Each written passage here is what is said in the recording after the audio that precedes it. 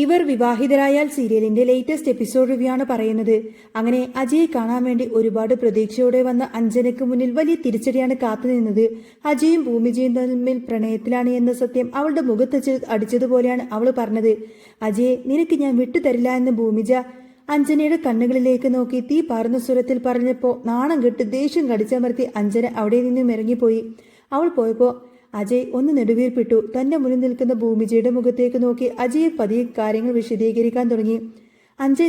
അഞ്ജന തന്റെ മുറപ്പെണ്ണാണ് എന്നും ആ ഒരു സ്നേഹം തനിക്ക് അവളോടുണ്ട് എന്നും അജയ് പറഞ്ഞു.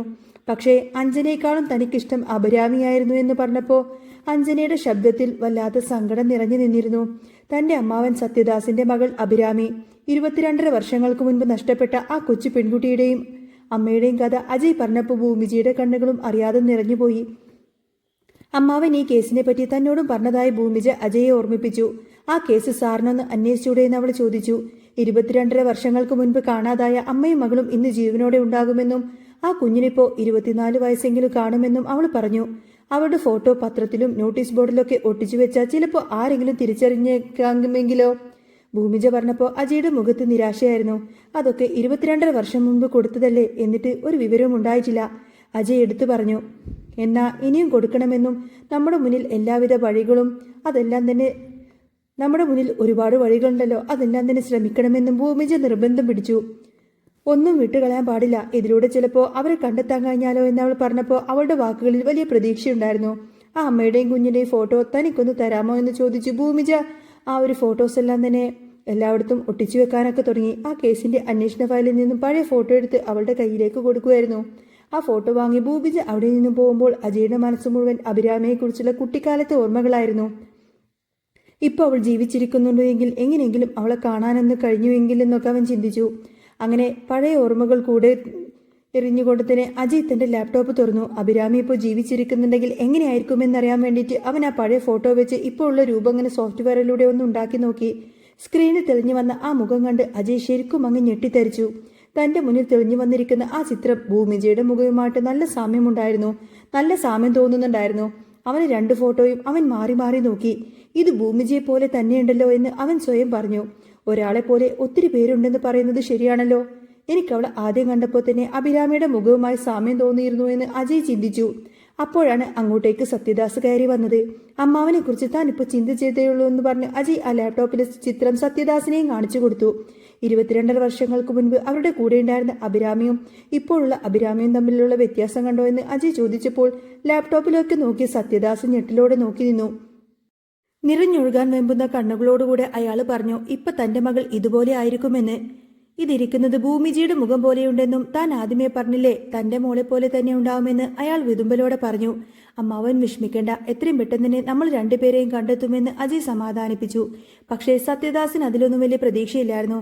ഭാര്യയും മക്കളെയും പിരിഞ്ഞിട്ട് ഇത്രയും വർഷങ്ങളായി എന്നും അവർ എന്നെങ്കിലും തന്റെ മുന്നിൽ എത്തുമെന്ന പ്രതീക്ഷയിലായിരുന്നു താൻ ജീവിക്കുന്നത് എന്നും അയാൾ പറഞ്ഞു. അഞ്ജനെ തന്നെ കാണാൻ വന്നിരുന്നുവെന്നും ഭൂമിജയും അജയും തമ്മിൽ ഇഷ്ടമാണെന്നൊക്കെ അവൾ പറഞ്ഞു. സത്യദാസ് അജയോട് ചോദിച്ചു, ഈ വിവാഹ നിശ്ചയം നടക്കില്ല എന്ന് അഞ്ജനയോട് നീ പറഞ്ഞുവെന്നും. അതൊക്കെ ഞാൻ കേട്ടല്ലോ, എന്താ ഇതിന്റെയൊക്കെ അർത്ഥമെന്ന് അയാൾ ചോദിച്ചു. നിന്റെ മനസ്സിൽ ആ നയനയാണെന്ന് എനിക്കറിയാം, നിശ്ചയം നടക്കാതിരിക്കാൻ വേണ്ടിയാണോ നീ അഞ്ജനയോട് അങ്ങനെ പറഞ്ഞത്? സത്യദാസ് ചോദിച്ചു. അജയ് എല്ലാം തുറന്നു പറഞ്ഞു. ഈ നിശ്ചയം നടക്കാൻ ഒരിക്കലും പാടില്ല എന്നും നയന തന്റെ മനസ്സിലുണ്ടെന്ന് പറഞ്ഞിട്ടും തന്നെ കല്യാണം കഴിക്കണമെന്ന വാശിയിലാണ് അഞ്ജന എന്നും അവൻ പറഞ്ഞു. മറ്റൊരു പെൺകുട്ടിയെ മനസ്സിൽ കൊണ്ടു നടന്നത് എങ്ങനെ സ്വന്തം ഉറപ്പിനെ താൻ അങ്ങനെ ചതിക്കും? അജയ് ചോദിച്ചു. അഞ്ജനയുടെ വാശി മാറ്റാൻ ഭൂമിജയ്ക്ക് മാത്രമേ പറ്റുള്ളൂ എന്നും ഭൂമിജയുടെ മുന്നിൽ അഞ്ജനയുടെ കളികളൊന്നും നടത്തില്ല എന്നും അജയ് പറഞ്ഞു. അതുകൊണ്ട് ഭൂമിജയ്ക്ക് അങ്ങനെയൊക്കെ പറയേണ്ടി വന്നതാണ്, അത്രയുള്ളൂ. അല്ലാതെ ഞാനും ഭൂമിജയും തമ്മിൽ യാതൊരുവിധ ബന്ധവുമില്ല എന്ന് അജയ് തർപ്പിച്ചു പറഞ്ഞു. എല്ലാം കേട്ട് സത്യദാസ് പറഞ്ഞു, ഇതൊന്നും അറിഞ്ഞുകൊണ്ട് താൻ നിങ്ങളെ നിർബന്ധിക്കില്ല എന്ന്. പുറത്തിറങ്ങിയ സത്യദാസ് കണ്ടത് ചുവരുകളിലും തന്റെ ഭാര്യയുടെ ഫോട്ടോസ് എല്ലാം തന്നെ ഒട്ടിച്ചു വെച്ചിരിക്കുന്നതാണ്. മകളും ഭാര്യയും നിൽക്കുള്ള ആ ഫുൾ ഡീറ്റെയിൽസും അതിൽ കൊടുത്തിരുന്നു. നിറ കണ്ണുകളോടെ അയാൾ അതിലേക്ക് നോക്കി നിൽക്കുമ്പോൾ പുറകിൽ നിന്നും ചിരിച്ചുകൊണ്ട് തന്നെ ഒരു വിളി കേട്ടു. ഭൂമിജയായിരുന്നത്. ഹാ, മോളാണോ ഇവിടെ ഇതെല്ലാം ഒട്ടിച്ചത്? അതേന്ന് അവൾ മറുപടി നൽകി. സാറിന്റെ മകളെയും ഭാര്യയും കാണാതെ സാർ ഒത്തിരിയധികം വിഷമിക്കുന്നുണ്ടെന്ന് എനിക്കറിയാം. എത്രയും പെട്ടെന്ന് അവരെ കണ്ടെത്തണമെന്ന് അവർ പറഞ്ഞു. എനിക്ക് വേണ്ടി ഇത്രയൊക്കെ ചെയ്യാൻ തോന്നാൻ എന്താ കാരണമെന്ന് സത്യദാസ് ചോദിച്ചപ്പോൾ സാറിനെ ഞാൻ ആദ്യം കണ്ടപ്പോൾ തന്നെ എനിക്കൊരു പ്രത്യേക ഇഷ്ടം സാറിനോട് തോന്നിയതാണ്, അവൾ പറഞ്ഞു. അതുമാത്രമല്ല, ഒരു ദിവസം സ്വപ്നത്തിൽ സാറിന്റെ മകളും ഭാര്യയും കടന്നു വരുന്നതും അന്ന് അന്നേ ഞാൻ തീരുമാനിച്ചതാ രണ്ടുപേരെയും കണ്ടെത്തുമെന്നും അവൾ പറഞ്ഞു. ചിരിച്ചോണ്ട് സത്യദാസ് ഭൂമിജയുടെ തലയിൽ സ്നേഹത്തോടെ തലോടി. തന്റെ മകൾ വളർന്നു വലുതായി മുന്നിൽ നിൽക്കുന്നത് പോലെ അയാൾക്ക് തോന്നുവാണ്. ചിരിച്ചുകൊണ്ട് ഭൂമിജ സത്യദാസിനെ നോക്കി നിൽക്കുമ്പോഴാണ് അങ്ങോട്ടേക്ക് അച്യുതൻ വരുന്നത്. അച്യുതൻ ഈ ഒരു കാഴ്ച കണ്ട് അമ്പരപ്പോടെയും ഞെട്ടലോടെയും നോക്കി നിന്നു. അപ്പോഴേക്കും സത്യദാസ് കാറിൽ കയറി പോയിരുന്നു. അച്യുതൻ കടയിലേക്ക് വന്നു. അച്ഛാ, എന്താ ഇങ്ങോട്ടേക്ക് വന്നത് എന്ന് ചോദിച്ചപ്പോൾ വീട്ടിലിരുന്ന ഒരു മടുപ്പാന്ന് അയാൾ പറഞ്ഞു. ആ സാറിന്റെയും മകളുടെ ഭാര്യയുടെ ഫോട്ടോക്ക് ഭൂമിച്ച് കാണിച്ചു കൊടുത്തപ്പോൾ ഞെട്ടലോടുകൂടെ അച്യുതൻ അതിലേക്ക് നോക്കി. ആ ഫോട്ടോ മോൾക്ക് എവിടുന്നാ കിട്ടിയത് എന്ന് ചോദിച്ചപ്പോൾ അജയ് സാറിന്റെ കയ്യിൽ നിന്നും വാങ്ങിച്ചതാണെന്നും അവർ രണ്ടുപേരെയും കണ്ടെത്തി കൊടുക്കാമെന്നും അവൾ വാക്ക് നൽകിയിട്ടുണ്ടെന്നും പറഞ്ഞു. ഇത് കേട്ട് അച്യുതന് വല്ലാത്ത പരിഭ്രമവും ഉത്കണ്ഠയും തോന്നി. തന്റെ മകളെ തനിക്ക് നഷ്ടപ്പെട്ടു പോകുമോ എന്ന് അച്യുതൻ ചിന്തിച്ചു. ടെൻഷൻ കാരണം അച്യുതന്റെ മൂക്കിൽ നിന്ന് പെട്ടെന്ന് തന്നെ ബ്ലഡ് വരാൻ തുടങ്ങി. ഭൂമിജ കാണാതെ അത് തുടക്കാൻ ശ്രമിച്ചുവെങ്കിലും ഭൂമിജ പെട്ടെന്ന് അത് കണ്ടു. ഹോസ്പിറ്റലിലേക്ക് പോവാമെന്ന് അവൾ പറഞ്ഞുവെങ്കിലും അത് സാരമില്ല എന്ന ആൾ പറയാണ്. പിന്നീട് അംബികയോട് കാര്യങ്ങളൊക്കെ പറഞ്ഞ് ഭൂമിജ അച്യുതനെയും കൂട്ടി വീട്ടിലേക്ക് പോയി. വീട്ടിലേക്ക് എത്തിയതിനു ശേഷം അച്യുതനെ അമ്മയുടെ അടുത്താക്കിയിട്ട് ഭൂമിജയ്ക്ക് ഒരു കോള് വന്നു. വർക്ക്ഷോപ്പിൽ നിന്നും കാർ റെഡിയാക്കിയിട്ടുണ്ട് എന്ന്. കാർ എടുക്കാൻ പോവാൻ നേരം അവർക്കറിയുമായിരുന്നില്ല കമാൽ എന്ന ഗുണ്ട അവർക്ക് ചുറ്റും വട്ടമിട്ട് നിൽക്കുന്നുണ്ട് എന്ന്. രണ്ടുപേരെയും കൊല്ലാനായിരുന്നു അവന്റെ ലക്ഷ്യം. കാർ എടുക്കാൻ വർക്ക്ഷോപ്പിലേക്ക് എത്തിയപ്പോൾ അച്യുതന് വല്ലാത്ത സന്തോഷം തോന്നി. അവർ കാറിൽ ചുറ്റിക്കറങ്ങുമ്പോൾ കമാൽ അവരെ പിന്തുടർന്നു. വണ്ടി അടിച്ച് അവരെ രണ്ടുപേരും കൊല്ലാമെന്നാണ് അയാൾ ചിന്തിച്ചത്. പക്ഷേ ഒരുമിച്ച് അപകടപ്പെടുത്തുന്നത് റിസ്ക് ആണെന്നും ചിലപ്പോൾ അവർ രക്ഷപ്പെടുമെന്നും കരുതിയിട്ട് അവൻ ഒരു ശ്രമം തൽക്കാലത്തേക്ക് അങ്ങ് ഉപേക്ഷിച്ചു. ഒടുവിൽ അച്യുതനും ഭൂമിജയും വീട്ടിലേക്കെത്തി. ഒരുപാട് ജോലിയുള്ളതിനാൽ താൻ കടയിലേക്ക് പോവുകയാണെന്നും പുറത്തേക്കൊന്നും ഇറങ്ങരുതെന്നും അച്യുതൻ പറഞ്ഞു. ചുറ്റും ശത്രുക്കളുണ്ട് എന്ന് പറഞ്ഞപ്പോൾ എനിക്കോ ശത്രുക്കളോ, ഈ അച്യുതന്റെ മകളെ തൊടാൻ ധൈര്യമുള്ള ആരെങ്കിലും ഈ നാട്ടിലുണ്ടോ എന്നൊക്കെ ചോദിച്ച് ചിരിച്ചുകൊണ്ട് തന്നെ ഭൂമിജ അച്യുതനെ അങ്ങ് കെട്ടിപ്പിടിച്ചു. ഈ സ്നേഹം ഒരിക്കലും നഷ്ടപ്പെട്ടു പോകരുതേ എന്ന് അച്യുതൻ മനസ്സുകൊണ്ട് ചിന്തിക്കുകയാണ്. ഭൂമിജ വർക്ക്ഷോപ്പിലേക്ക് ഒറ്റയ്ക്ക് നടന്നു പോകുന്നത് കണ്ട് അച്യുതൻ ഓർത്തു, ഇത്രയും പെട്ടെന്ന് തന്നെ എന്റെ മകളെയും കൂട്ടി ഇവിടെ നിന്നും എങ്ങോട്ടെങ്കിലും രക്ഷപ്പെടണം. ഒരിക്കലും ഭവാനി മേഡം എന്റെ മകളെ തേടി ഇങ്ങോട്ടേക്ക് വരരുത്. ആരും സത്യങ്ങൾ ഒരിക്കലും തിരിച്ചറിയരുത്. അറിഞ്ഞ ആ നിമിഷം പിന്നെ ഞാൻ ഈ അച്യുതൻ ഇവിടെ ജീവനോടെ ഉണ്ടാവില്ല എന്ന് അയാൾ ഭയന്നു.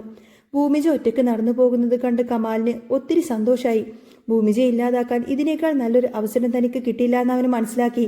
തന്റെ വലിയ വാഹനമായി ഭൂമിജയെ ഇടിച്ചു തെറിപ്പിക്കാൻ വേണ്ടിയിട്ട് അയാളങ്ങ് പാഞ്ഞു വന്നു. പെട്ടെന്ന് തന്നെ ആ വാഹനം ഭൂമിജയുടെ ദേഹത്തേങ്ങ് ഇരിച്ചു കയറി. ഒരു നിലവിളിയോടുകൂടെ ഭൂമിജ തെറിച്ചങ്ങ് താഴ്വാരത്തിലുള്ള ഒരു പ്രദേശത്തേക്ക് അങ്ങ് മിന്നി മറിഞ്ഞു. അപ്പോഴേക്കും അവളുടെ ബോധം പൂർണ്ണമായും പോയിരുന്നു. ഇതേ സമയം സൗഭാഗ്യപുരം വീട്ടിൽ അഞ്ജന ദേഷ്യത്തോടെ ഭവാനിയുടെ അരികിലേക്ക് വന്നു. തന്റെ സ്വപ്നങ്ങളെല്ലാം ആ അജയ് തകർത്തുവെന്നും എല്ലാത്തിനും കാരണക്കാരി ആ ഭൂമിജയാണെന്നും അവൾ പൊട്ടിത്തെറിച്ചു. സ്റ്റേഷനിൽ വെച്ച് അജയും അവളെ കൂടി തന്നെ നാണം കെടുത്തിയെന്നും അവളെയോ തന്നെയോ രണ്ടിലൊരാളെ ഇനി ഭൂമിയിൽ കാണാവൂ എന്നൊക്കെ അഞ്ജന പറഞ്ഞു. അവളെ തന്റെ ജീവിതത്തിൽ നിന്നും ഒഴിവാക്കി തരണമെന്ന് അവൾ വാശി പിടിക്കണേ. ഇത് കേട്ട് ഭവാനി ചിരിച്ചുകൊണ്ട് പറഞ്ഞു, അവളെ ഒഴിവാക്കേണ്ടത് നിന്റെ മാത്രം ആവശ്യമല്ല മോളെ, എന്റെ ആവശ്യ, എന്റെ മാത്രമല്ല ഈ കുടുംബത്തിന്റെയും എന്ന് അവർ ഒരിക്കൽ കൂടി പറഞ്ഞു. ഈ വീടിന്റെ പടി ചവിട്ടില്ല എന്ന് ഭവാനി ഉറപ്പും കൊടുത്തു. അപ്പോഴാണ് കമാലിന്റെ ഫോൺ വന്നത്. സത്യദാസിന്റെ മകൾ താൻ കൊന്നുവെന്നും ഇനി അവൾ ജീവനോടെ ഉണ്ടാവില്ല എന്നും പറഞ്ഞ്. എങ്ങനെയാ കൊന്നത് എന്ന് ചോദിച്ചപ്പോൾ വണ്ടി അടിച്ച് കൊന്നുവെന്നും അവളെ തെറിപ്പിച്ച് വലിയൊരു കൊക്കയിലേക്ക് മറിഞ്ഞു വീണിട്ടുണ്ടെന്നും അവൾ പറഞ്ഞു. അവളെ പൊടി പോലും ഇനി കിട്ടില്ല എന്ന് കേട്ടപ്പോൾ ഭവാനിക്ക് ഒത്തിരി സന്തോഷമായി. അധികം വൈകാതെ തന്നെ നിനക്കൊരു സന്തോഷ വാർത്ത കേൾക്കാമെന്നും ഭൂമിജ ഇല്ലാതായി എന്ന വാർത്ത കേൾക്കാൻ നീ സന്തോഷത്തോടെ കാത്തിരുന്നോ എന്നും ഭവാനി അഞ്ജനയോട് പറഞ്ഞു. തന്റെ അമ്മ എന്തോ വലിയ കണ്ണി ഭൂമിജയ്ക്ക് കരുതി വെച്ചിട്ടുണ്ട് എന്ന് അഞ്ജനക്കപ്പോൾ മനസ്സിലായി. നേരം ഒത്തിരി വൈകിട്ടും ഭൂമിജയെ കാണാത്തത് കൊണ്ട് തന്നെ അംബികയും അച്യുതനും ആകെ പരിഭ്രാന്തിയിലായി. ഫോൺ വിളിച്ചിട്ട് എടുക്കുന്നുണ്ടായില്ല. അച്യുതന് സംശയം തോന്നി. ഭവാനിയെക്കുറിച്ച് മാത്രമായിരുന്നു സംശയം. ഇതിന് പിന്നിൽ ഭവാനി ആയിരിക്കുമോ എന്ന് അയാൾ വല്ലാതെ ഭയന്നു. രണ്ടുപേരും അജയ് സാറിനെ കാണാൻ വേണ്ടി പോയി. സർ, എന്റെ മകൾ ഭൂമിജയെ കാണാനില്ല. ഉച്ചയ്ക്ക് എന്നെ വീട്ടിൽ കൊണ്ടുവിട്ടിട്ട് കടയിലേക്ക് വന്നതാണെന്നും അച്യുതൻ പൊട്ടിക്കരഞ്ഞുകൊണ്ട് പറഞ്ഞു. കണ്ടുപിടിച്ച് തരണം സർ എന്ന് പറഞ്ഞ് അയാൾ അങ്ങ് കേണു. പേടിക്കേണ്ട, ഭൂമിജയെ ഞാൻ കണ്ടുപിടിക്കുമെന്ന് അജയ് പറഞ്ഞു. അങ്ങനെ ജീപ്പിലേക്ക് കയറി പോലീസുകാരുമായി ഭൂമിജയെ അന്വേഷിച്ചിറങ്ങാണ് അജയ്. അങ്ങനെ ഭവാനി മേഡം ഭൂമിജ ആരാണെന്ന് സത്യം മനസ്സിലാക്കി കാണോ? കൊല്ലാൻ ഏൽപ്പിച്ച് എന്റെ പൊന്നു മോളെ രക്ഷിച്ച് ആരും കാണാതെ ഞാൻ വളർത്തി. അവർ എന്റെ മോളെ അപകടപ്പെടുത്താൻ വേണ്ടി ശ്രമിച്ചതായിരിക്കുമോ എന്ന് അച്യുതൻ കരഞ്ഞുകൊണ്ട് അംബികയോട് പറഞ്ഞു. രാത്രി കൂരിട്ട് ബോധമില്ലാതെ ദേഹത്ത് ആകെ മുറിവുകളുമായി ഭൂമിജ കിടക്കുകയായിരുന്നു. ഫോൺ കയ്യിൽ മുറുകെ പിടിച്ചിട്ടുണ്ടായിരുന്നു. അജയ് ഭൂമിജയുടെ നമ്പറിലേക്ക് തുടരെ വിളിച്ചുകൊണ്ടിരുന്നു. സൈബർ സെല്ലിന്റെ സഹായത്തോടുകൂടെ അവൾ എവിടെയുണ്ട് എന്ന് കണ്ടെത്താനും അജയ് ശ്രമിച്ചു. ഒരു വിജനമായ സ്ഥലത്ത് വണ്ടി നിർത്തി അജയ് പോലീസുകാരോട് പറഞ്ഞു, ഇവിടെ എവിടെയോ ഭൂമിജയുടെ ഫോണുണ്ട് എന്ന്. കാട് പിടിച്ച വളരെ താഴെയുള്ള ആ ഒരു സ്ഥലത്തേക്കാണ് പോലീസ് പറഞ്ഞത്. എങ്കിലും താഴേക്ക് നോക്കി അജയ് മൊബൈലിന്റെ വെളിച്ചം കണ്ടു. രാത്രിയിൽ താഴേക്കിറങ്ങുന്നത് റിസ്ക്കാണെന്ന് പോലീസുകാർ പറഞ്ഞിട്ടും അജയ് അതൊന്നും കേട്ടില്ല. ഉപകരണങ്ങളെല്ലാം എടുത്ത് അജയ് നേരെ താഴേക്കിറങ്ങി. ആ മൊബൈലിന്റെ വെട്ടം ഭൂമിജയെ കണ്ടെത്താൻ വേണ്ടി അവനെ സഹായിച്ചു. രക്തത്തിൽ കുളിച്ചു കിടക്കുന്ന ഭൂമിജയെ കണ്ട് അജയ് ഓടി വന്ന് തന്റെ മടിയിലേക്ക് കിടത്തി. ഭൂമിജ അന്ന് ഉറക്കെ വിളിച്ചുകൊണ്ട് തന്നെ അവളെ വേഗം എടുത്തുകൊണ്ട് അവിടെ നിന്നും മുകളിലേക്ക് ജീപ്പിൽ കയറ്റി ഹോസ്പിറ്റലിലേക്ക് കൊണ്ടുപോവാൻ അജയ്. പോലീസിൽ നിന്നും വിവരം പറഞ്ഞ് അച്യുതനും അംബികയും ആശുപത്രിയിലേക്ക് ഓടിയെത്തി. ബോധം വന്നതിന് ശേഷം ഭൂമിജ അജയോട് പറഞ്ഞു, പുറകിൽ നിന്നും ഒരു വണ്ടി വന്നിട്ട് എന്നെ ഇടിച്ചതാണെന്നും കറുത്ത കളറുള്ള ഒരു ജീപ്പ് പോലത്തെ ഒരു വണ്ടിയാണെന്നും അവൾ പറഞ്ഞു. തന്നോട് ഇങ്ങനെയൊക്കെ കാണിച്ചത് ആരായാലും അവനെ താൻ വെറുതെ ഇടില്ലെന്നും അവനെ ഞാൻ പിടിച്ചിരിക്കുമെന്ന് അജയ് ഉറപ്പിച്ചു പറയാണ്. അച്യുതന് കാര്യങ്ങളൊക്കെ വ്യക്തമായിരുന്നു. ഇത് കമാലിന്റെ വണ്ടിയാണെന്നും ഇതിന് പിന്നിൽ ഭവാനിയാണെന്നും അയാൾക്ക് മനസ്സിലായി. പക്ഷേ തന്റെ മകളെ തനിക്ക് നഷ്ടപ്പെടുമെന്ന ഭയം കാരണം അച്യുതൻ സത്യങ്ങളൊന്നും തന്നെ ആരോടും പറഞ്ഞില്ല. ഭൂമിജ മരിച്ചിട്ടില്ല എന്ന വാർത്ത അറിഞ്ഞ് ദേഷ്യത്തോടു കൂടെ ഭവാനി കമാലിനെ വിളിച്ച് ചീത്ത പറഞ്ഞു. അങ്ങനെയെങ്കിലും ഭൂമിജയെ കൊല്ലാൻ തന്നെ തീരുമാനിച്ചുകൊണ്ട് തന്നെ കമാൽ അന്ന് രാത്രി ആശുപത്രിയിലേക്ക് എത്തി. ആ ഹോസ്പിറ്റൽ കിടക്കയിൽ കിടക്കുന്ന ഭൂമിജയെ തൊട്ടടുത്ത കട്ടിൽ അച്യുതനും കസേരയിലിരുന്നിങ്ങനെ അംബികയും മയങ്ങുന്നുണ്ടായിരുന്നു. കമാൽ കത്തിയുമായി ഭൂമിജയുടെ അടികിലേക്ക് വന്നു. പെട്ടെന്ന് തന്നെ അച്യുതൻ സ്വപ്നം കണ്ട് അങ്ങ് ഞെട്ടിയുണരുകയാണ്. മുന്നിൽ കമാലിനെ കണ്ട് അയാൾ ഉച്ചത്തിൽ നിലവിളിച്ചു. കമാൽ ഓടി രക്ഷപ്പെടാൻ ശ്രമിക്കുന്നതിനിൽ തന്നെ സെക്യൂരിറ്റിയെ കുത്തി പരിക്കേൽപ്പിച്ചു. വിവരമറിഞ്ഞ് അജയ് CCTV ദൃശ്യങ്ങൾ കണ്ട് കമാലിനെ തിരിച്ചറിഞ്ഞു.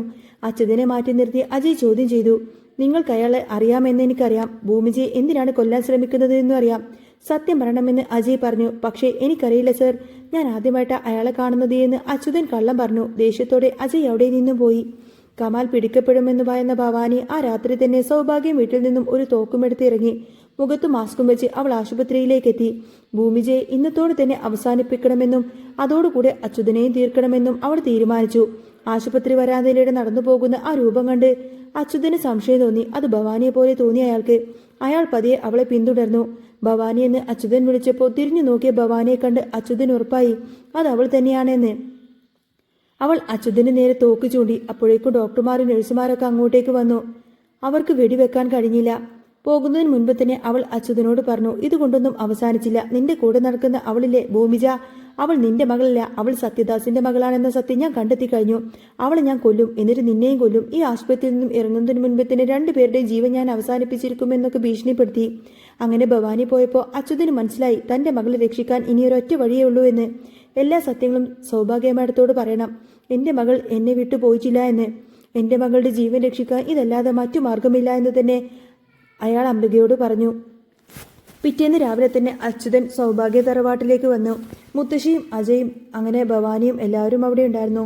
താനിപ്പോൾ വന്നതൊരു കാര്യം പറയാനെന്ന് അച്യുതൻ മുത്തശ്ശിയോട് പറഞ്ഞു. കാശിന്റെ ആവശ്യമെങ്കിലും ആണോ എന്ന് മുത്തശ്ശി ചോദിച്ചപ്പോൾ അല്ല, അതിന് വന്നതല്ല എന്ന് അയാൾ പറയാണ്.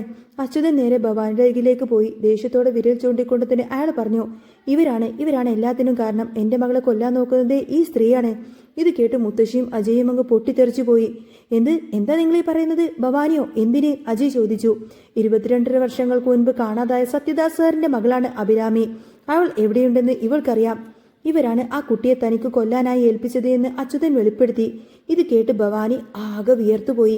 സത്യദാസ് സാറിനോടുള്ള പ്രതികാരം തീർക്കാനാ ഇത് ചെയ്തത് എന്നും ആ ഗുണ്ടയെ കൊണ്ട് തന്റെ മോളെ കൊല്ലിക്കാൻ നോക്കിയത് ഇവരാണെന്നൊക്കെ അവള് പറഞ്ഞു. ഇന്നലെ രാത്രി ഇവർ ഹോസ്പിറ്റലിലേക്ക് വന്നിരുന്നു. എന്നെയും മോളെയും കൊല്ലുമെന്നൊക്കെ ഭീഷണിപ്പെടുത്തി. എനിക്ക് എന്റെ മോളെ വേണം. എന്റെ കുഞ്ഞിന്റെ ജീവൻ രക്ഷിക്കാനാ ഞാൻ ഈ സത്യം നിങ്ങളോട് തുറന്നു പറയുന്നത്. അവളാണ് സത്യദാസ് സാറിന്റെ മകൾ അഭിരാമി എന്ന് അച്യുതൻ വിളിച്ചു പറഞ്ഞു. ഭൂമിജിയാണ് അഭിരാമി എന്ന കാര്യം അച്യുതൻ വിളിച്ചു പറയുന്നതോടുകൂടെ തന്നെ അജയും മുത്തശ്ശിയും അങ്ങനെ എല്ലാവരും ആകെ അമ്പരന്നു പോയി. അച്യുതൻ ദേഷ്യത്തോടുകൂടെ ഭവാനിയുടെ കഴുത്തിനങ്ങ് നേരെ പാഞ്ഞെടുത്തു. അജയ് ഓടിവന്ന് അയാളെ പിടിച്ചു മാറ്റി. പക്ഷേ അജയുടെ കണ്ണുകളിലെ ദേഷ്യം ഭവാനിയെ ചുട്ടിരിക്കുന്നതായിരുന്നു. വർഷങ്ങളായി മൂടിവെച്ചിരിക്കുന്ന ആ വലിയ രഹസ്യം അവിടെ പൊട്ടിത്തെറിക്കുമ്പോൾ ആ വീട് ഒരു കൊടുങ്കാറ്റിന്റെ നടുവിലായിരുന്നു.